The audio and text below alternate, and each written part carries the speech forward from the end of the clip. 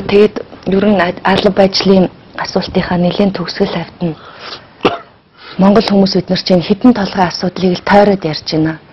Ард олон бидэнд ч ойлгох юм үнэндээ бас бага байна одоо. Тэгэхээр сая ингээд манай телевизээр мэтгэлцэн болоод хүмүүст янз янзын ойлголт төрлөө. Тэрлээ шалгуур тэр дотоодын нэгдүүдэтгэн хэдээр өсгөө яах вэ гэдэг чинь бүгд цаасан дээрх тоо. Оюу тодорхойхон өснөө вебсайт дээр тоогоо гаргаад тавьчихсан.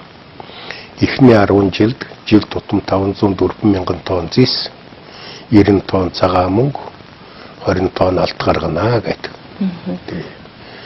Тэгтээ зэрэг энэ дээр үндэслээ тооцчих хэрэгтэй. Ингээд тооцоод нөхдөд бид нар явахтай зэрэг зээлийн өрөнд орлоо. Анхны хөрөнгө оруулалт нь 2.5 тэрбум доллар гэж байна. Гэр явах үед 5 тэрбум бодлоо нөгөөх маань. Тэгтэл сая мэтгэлцээний үеэр Камеруны ярилцлага гарсан тэр өндөр 6.1 тэрбум бодлоо. Сая алтан хоёрын ерөнхий сайд маань телевизээр өгүүлж байгаа 7.2 тэрбум гэж байна. Тэр чанхны бүтээгдэхүүнээ гаргах хүртэл хөрөнгө оруулалт за 8 болох юм байна гэж байна.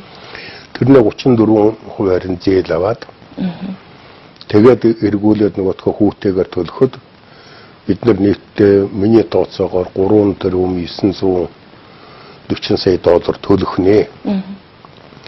Тэгээд тэр Камеруны саяын ярилцлаган дээр та нар уншаа байх. Анхны хөрөнгө оруулалтаа нөхсөн хоноо ашиг хувааж эхэлнэ гэдэг. Хэдийн хугацаанд нөхөх вэ гэсэн 9 жил нөхнө гэж байгаа. За тэгсэн отхон баяр асууж байна. Тэгээд анхны хөрөнгө оруулалтаа хуваачаад нөхч хаа тэгээд Монгол ашиг хувааж аавна үсттэй гэдэг. Үгүй шүү нөхөр жаахан эдийн засгийн боловсруулалтаа дэвшлүүл. Та нар зээлээ төлд дууссан хоноо ашиг хувааж авна гэж байна. Зээлээ хэдийн хугацаанд төлөх вэ гэсэн чинь дахиад нэг 10 жил юм аа. Тэгээ бодоход 20 жилийн дараа Монгол өртөө үлдэх нэ. Тэгээд оюу толгойн ашигтай ашиггүйг бодоод үзнэ нэг талаас нь. Энэ бол баялгаа дэлхийд тосгүй баялгаа хүнд эзэмшүүлж хаад өөрөө өртөө үлдэж байгаа ийм гэрээг сайн гэрээ гэх үү муу гэрээ гэх үү? Муу гэрээ, маш муу гэрээ. Нэгд. За хоёр дахь талаас нь аваад үзье. Бүтээгдэхүүний экспортод гаргаад олсон бүх орлогоо гадаадын банкнд хадгалаад тэндээсээ дураараа зарцуулнаа гэж. Хөрөнгө оруулагтад нь. Оюу толгойн бүтээгдэхүүн борлуулсан орлого чинь Монголын банкнд орж ирэхгүй. Тэр мөнгө чинь Монголын төгрөгийн баталгаа болохгүй. Тэр чинь Монголын эдийн засагт тус болохгүй. Хэрвээ гадаадын хөрөнгө оруулалт Монголд ашгаа хадгалж байгаа бол тэр ашгаар чинь зээл өгөөд юм уу тэргүй эдийн засгаа хөгжүүлж болно үсттэй. Тэр чинь Монголд орж ирэхгүй. Эдийн засгийн ойлголт гэхээсээ илүү улс төрийн ойлголт. Монголын эдийн засаг одоо нэгдмэл орон зай байхаа боллоо. Нэг ядуухан хэсэг нь мал аж ахуй тэгээд нэг хэдэн жижиг үйлдвэрийн нэтрэ барилгын нэг юмнууд ингээд яг Монголын хууль дүрмээр явах татвар төлөх өнтер Монголын хуулиар.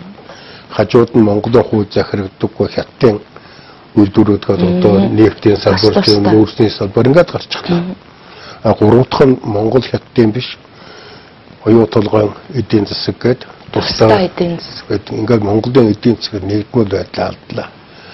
Эдийн засгийн орон зай задарлаа гэх юм. Өөрөөр хэлбэл энэ чинь Монголын тусгаар тогтнол аюулгүй байдал задрах юм үндэс тавигдж байгаа юм. Тэгэхээр энэ бол энэс маш муу гэрээ. Гурав дахь нь оюу толгойд бид нэр Финляндд 134 мянган км квадрат нутгаа эзэмшүүлж байна. Энэ чинь Финлянд гадуур яриах гэдэг би Калифорни мужуулсаас илүү газар нутагтай хүн гэдэг гадуур ярихтаа яг шал яваад байгаа цаатах. Тэгээд энэ чи юу гэсэн үгтэй өмнө говь аймаг бүхэлдээ 108 мянган км квадрат нутагтай өмнө говь аймгаа өгөө дээрээс нь юм өгөөд ичиж байна. Мэтгэлцээний хараад бодож одоо манай сангийн сайд ялцж гарч ирээд өөрөөгөө мэдлэгтэй мэдээлэлтэйг 20 мянган хувьсгчтай загвар дээр тооцоо хийсэн гэн. Нэгдүгээр оюутлогын гэрээ бол эрсдэлгүй гэрээ. Монгол улсад бол ямар ч эрсдэл байхгүй. Эдийн засгийн модель гэдэг бол 50 орчим өгөгдөхүүнтэй. Ингээд энэ бол 80 жилээр хийгдэж байгаа. Хувьсгч нь 20,000 хувьцагчтай. Ийм санхүүгийн загвар дээр ажиллаж байгаа байхгүй. 20,000 хувьстай загвар гэж байдгүй. Би өөрөө математик загварын мэргэжлийн хүн 45 жил бэнгээр ажиллаж байна. Америкийн нэгдсэн улсын эдийн засгийн бүхэлдэн тооцдог загвар 159 хувьсагчтай байдаг. Монголын эдийн засгийн хамгийн том загвар миний зохиосон Монгол 3 гэж загвар програмтай одоо ажилладаг загвар 100 хувьсагчтай. Тэгээ би бодож байлаа. За сангийн сайд маань загвараа үзээгүй юм байна, загвар дээр ажиллаагүй юм байна, загвараа мэдэхгүй юм байна. Худлаа хэлээ. Монголчууд яг сангийн сайдаа шоолоод өнгөрч болно. Агт хөрөнгө оруулагчид нь монголчуудыг юу ч гэж донгосуулж болдог юм байна.